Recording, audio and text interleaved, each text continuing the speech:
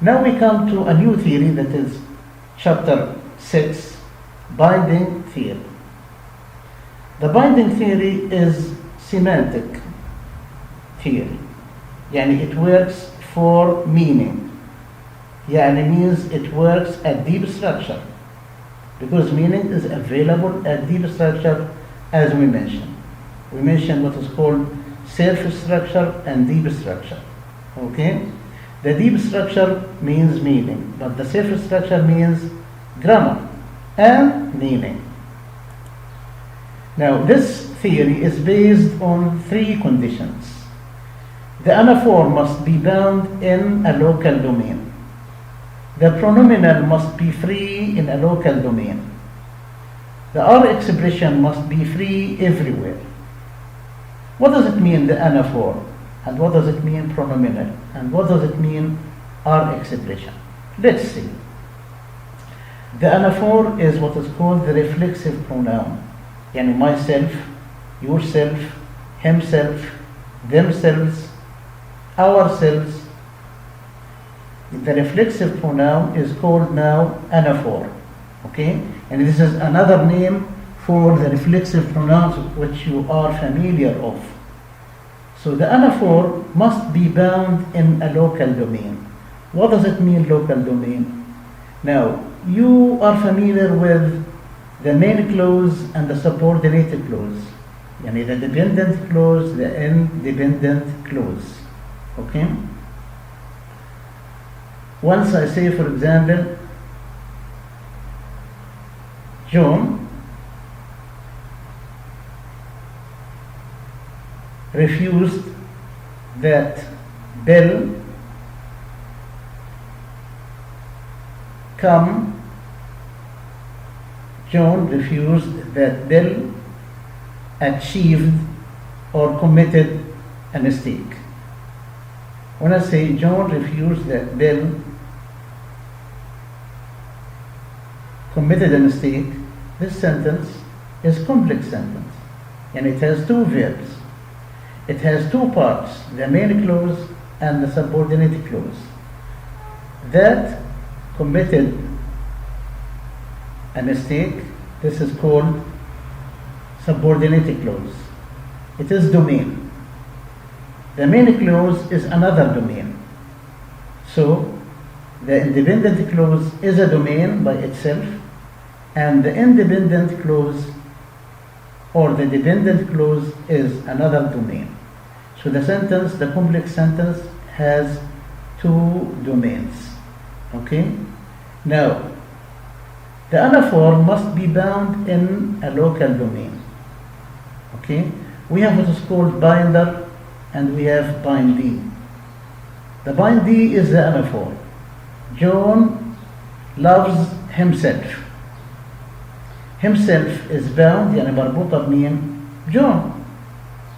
Himself here is connected to John. But if the sentence is good. John loves himself. Okay? But if we say John loves herself, the sentence becomes ungrammatical because herself is not bound to John. So there is no binding relationship between John and herself. But there is binding relationship between John and himself. John loves himself. Okay, the sentence is good. Himself in this domain, because we have simple sentence, John loves himself, it is one domain. The anaphor himself in this position is bound in its local domain. By the subject John. But if we say John loves herself, herself is not bound, and this violates the first condition. The anaphor must be bound in a local domain. Herself has no binder. There's no antecedent that binds herself, the anaphor. So it is left without binding, and this violates principle A of binding theory. The anaphor must be bound in a local domain. So the sentence is ungrammatical. John loves herself is not accepted. John loves yourself is not accepted. John loves themselves is not accepted. But they love themselves is accepted. Right? He loves himself is accepted. Okay? Because we have binding relationship between the anaphor and its antecedent. By antecedent, I mean the subject. Okay? We have here binding relationship. Okay? This is for the anaphor, yani the reflexive pronoun, himself, myself, yourself, themselves. This anaphor must be bound by an antecedent in the sentence. Okay? By its antecedent. If it is not bound, the sentence will be violated. It violates, it will be ungrammatical. It violates principle A of binding. The anaphor must be bound in a local domain. The second condition is principle B. A pronominal must be free in a local domain. What does it mean, pronominal? It means the pronoun him, her, them, us, okay? These, me, etc. These are called pronominals. They must be free in their domain. Yani there is no binding here. Once we speak about, for example, John loves himself, the sentence is okay because himself is an anaphor, which is bound in its local domain. But John loves him. Him is bound to John. The sentence is ungrammatical. But once we say John loves them, the sentence is okay. It's grammatical. Them has no representation in preceding, has no antecedent preceding it. John loves them. We don't have they available at the beginning of the sentence. We don't have any representation for him. Him is alone, so it is not bound in its local domain. It's not bound in this position. It is free. But if we say John loves him, him is bound to John. And this violates principle B, which states that the pronominal, yani the pronoun, must be free in its domain. No binding for the pronoun. If there be binding, yani if the pronoun is bound, the sentence will be violated, will be ungrammatical. Our expression must be free in everywhere. What does it mean, our expression? The our expression is the proper noun. John, Mary, Ahmed, Mahmoud, Isra, etc. Okay? So we have the R expression must be free everywhere. If you bind the R expression, yani the noun, the proper noun, the sentence will be violated, becomes ungrammatical. John loves them. Right. John loves Bill. John helps Mary. The sentence is okay. These sentences are okay, are grammatical. But John loves John. John here is bound to the first John. And we say that the proper noun is free everywhere, is not bound in its domain. If it is bound, this will violate the sentence. John loves John is ungrammatical because here it violates principle C of binding. The R expression must be free everywhere. Jones helps John is not accepted. John helps John is not accepted. Bill helps Bill is not accepted. But we can say John helps Bill. So John is free and Bill is free, is not bound, they are not bound in their local domain. Okay? So the binding theory is based on three principles. Principle A, the anaphor must be bound in a local domain. The pronominal must be free in a local domain. The R expression must be free everywhere. Now, to achieve binding, yani alpha binds beta, if and only if we have this condition must be achieved. I mean the C command and also co-indexation. يعني alpha binds beta if and only if alpha C commands beta and co-indexed with beta. And there must be semantic relationship between alpha and beta. Okay? And there must be C command, يعني constituent structure between alpha and beta, between the binder and the bindee. For the binder we mean the antecedent, and the bindee, it is either the anaphore, it is the anaphore. Okay? So if the nominal expression, the pronominal, يعني the proper noun is not bound in its local domain, it becomes free. In this sentence is okay. يعني دائما the our expression, the proper noun is free everywhere. The pronoun is free in its domain. It does not require binding. But the anaphore must be bound in its local domain. And it requires binding. Okay? I think that we covered this point, and now we have examples. Mary entertained herself. Herself is co-indexed with Mary. Herself is bound to mean to Mary. يعني herself here is bound in its local domain or not? It is bound in its local domain. Mary entertained herself by reading an exciting story. Mary praised me. Me in this position is a pronominal. Is it bound to Mary? No. So the pronominal me is free in its domain, in its local domain. And the sentence is good. She praised John. The sentence is also good because John is our expression, yani proper noun. Is it bound to she? No. But if we say John praised John, now we have violation of principle C. The R expression must be free everywhere. Sally said that Mary is proud of herself.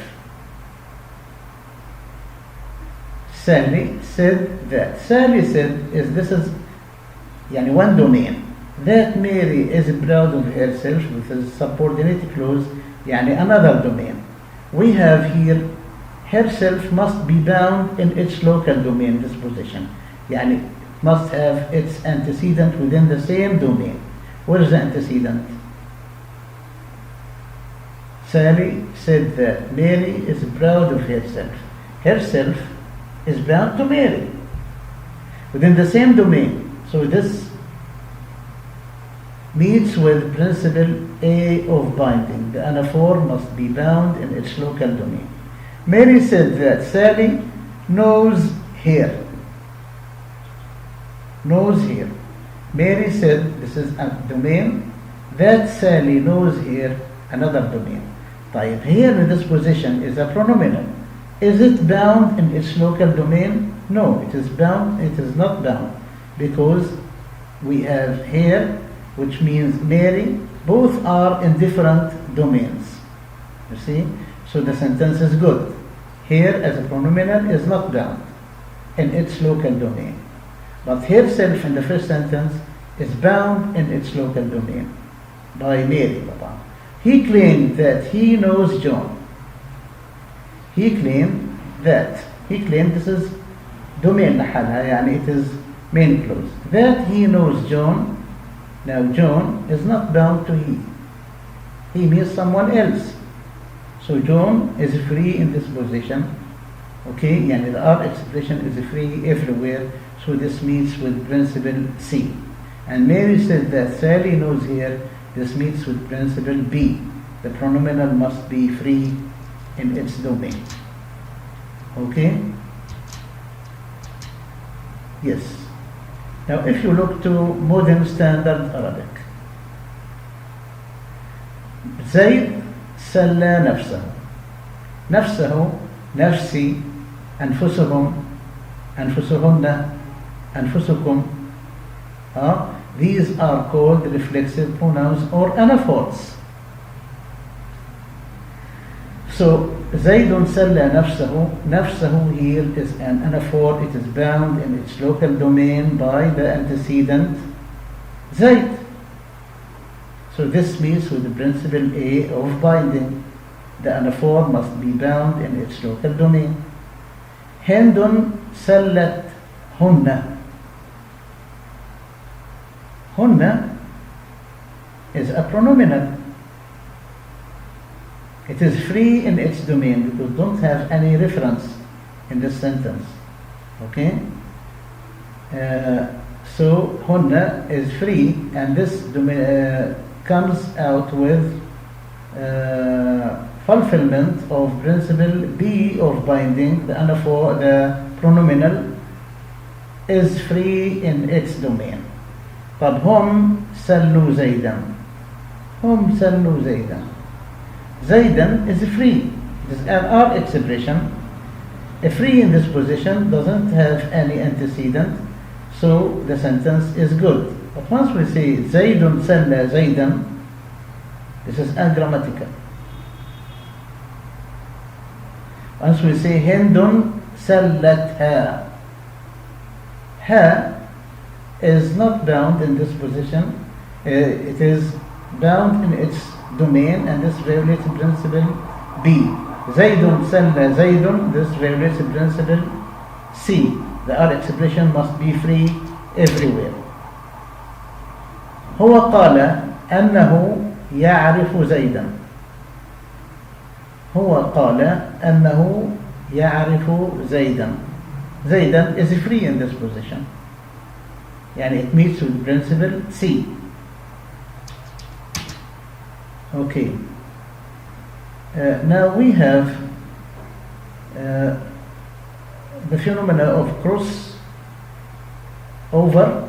I don't like to speak about this because this is quite difficult for you, but anyway, just for your understanding, who does he trust?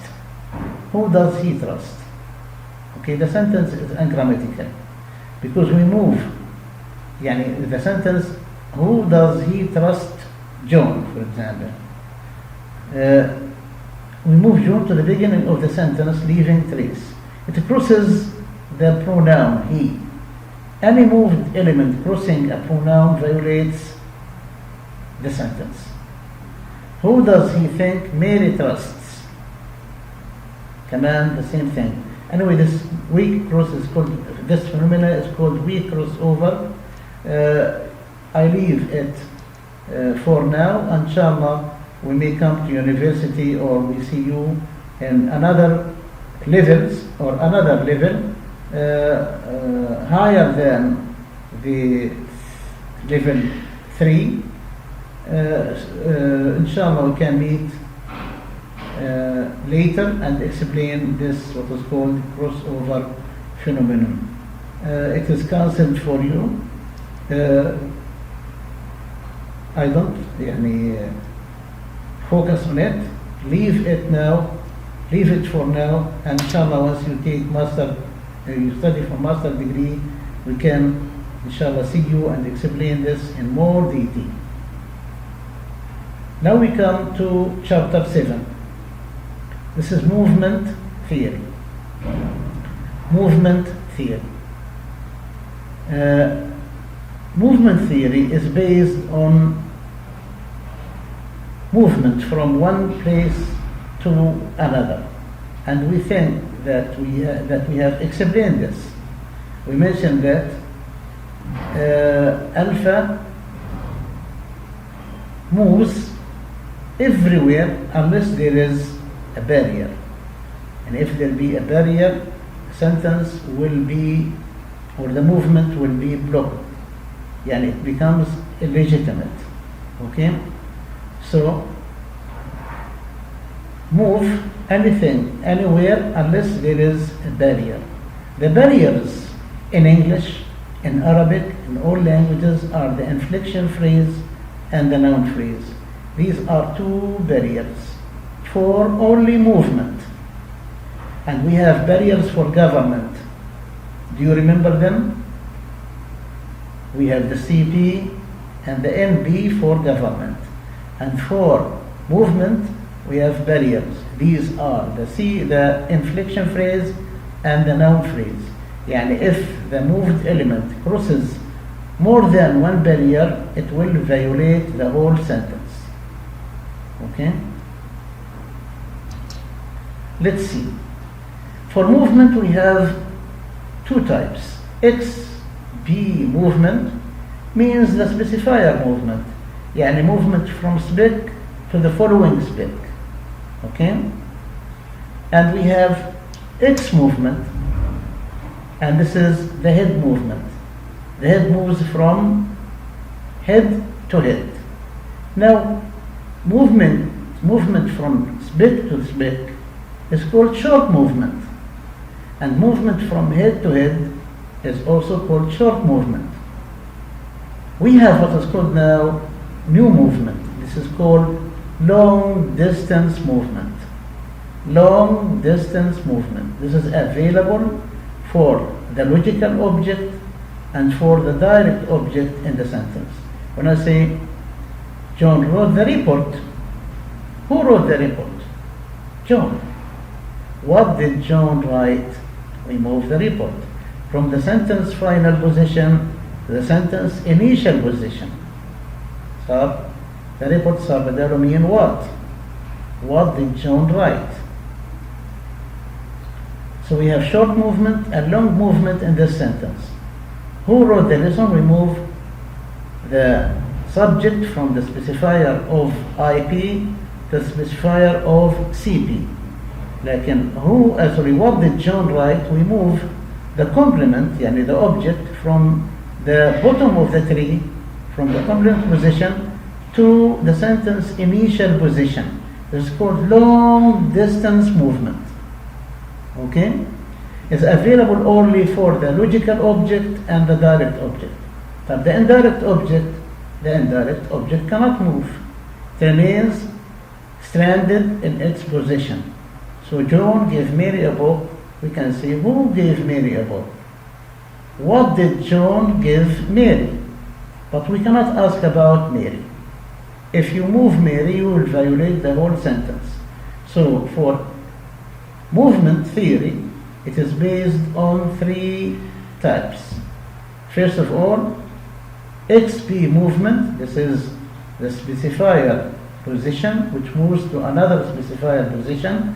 يعني the spec must move to the following spec, and the head must move to the following head. For the object, it moves long distance movement from the final position of the sentence to the initial position of the sentence. Okay? The sentence or this movement is logical, is legitimate, is accepted if there is no barrier intervening between the moved element and its trace. These barriers are called noun phrase and inflection phrase. If the moved element crosses two barriers, the sentence will be violated. Who do you assume that John bought? Who do you assume that John helped? John helped Mary. Right. Who do you have the assumption that John helped? The sentence becomes ungrammatical. Who do you have the assumption that John helped? You move someone, for example, Mary, you move it first step movement from spec to the following spec. It moves from the trace, from the complement position to the specifier preceding the specifier of the object, of the verb phrase. It lives in this position before the complementizer that. Who do you assume that John helped? Okay? So that in this position is called landing position. The moved element must land in this position. Must land in this position. then it moves to another long movement to the beginning of the sentence. Now, who do you assume that John held? The sentence is okay because the moved element crosses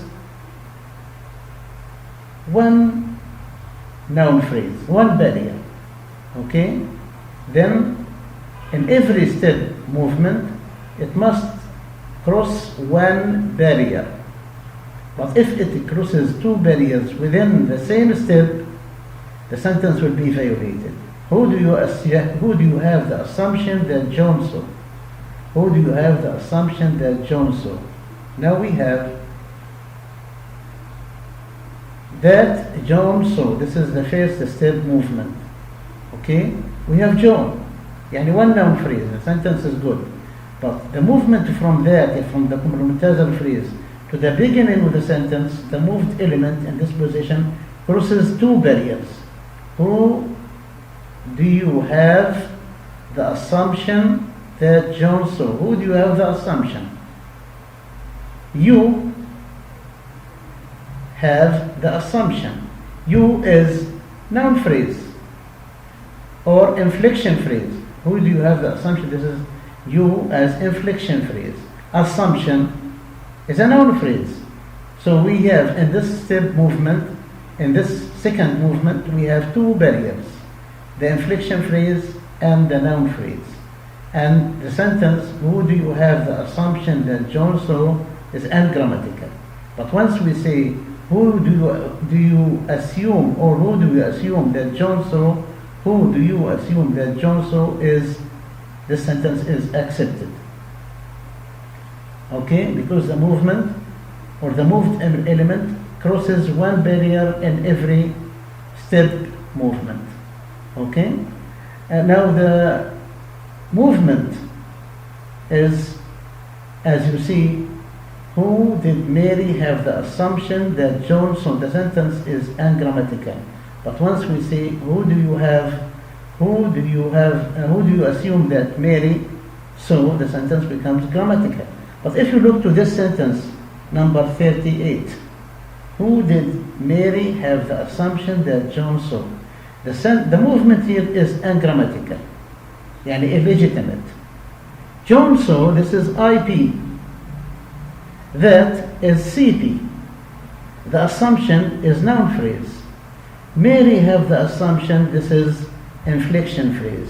Who did? This is complementary phrase. Now we speak about the final trace.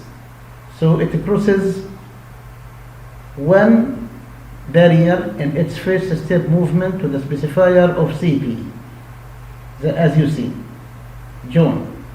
The movement is accepted because it's one barrier.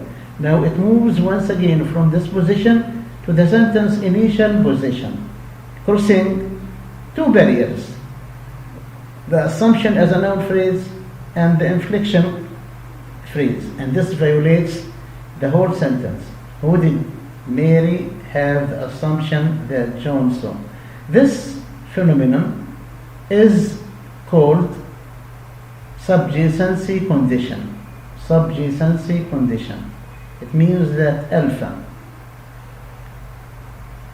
must not cross more than two barriers or more than one barrier. Yani the moved element means very simply that the moved element must not cross more than one barrier. But if it crosses two barriers, the sentence will be violated. Okay?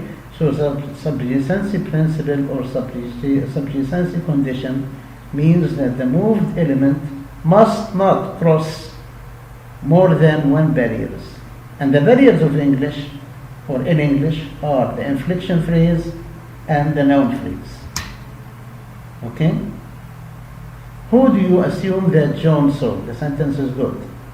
The trace of the moved element crosses one barrier, John, in the first step movement to the specifier of CB, then in its second movement to the specifier of the first CB, who do you assume it crosses only the inflection phrase, يعني one barrier in every movement.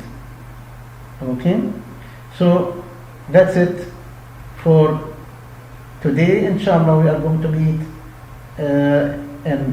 with another theory and exercises for all the theories which we explained. I mean, government theory and movement theory plus binding theory. Now we explained 3 theories. I hope that you understood this, and I leave you to enjoy revising these things. I'm sure that you will understand, and if there be an inquiry or anything else, please contact me and I'll clarify it to you in more detail. Thank you very much now. Bye now.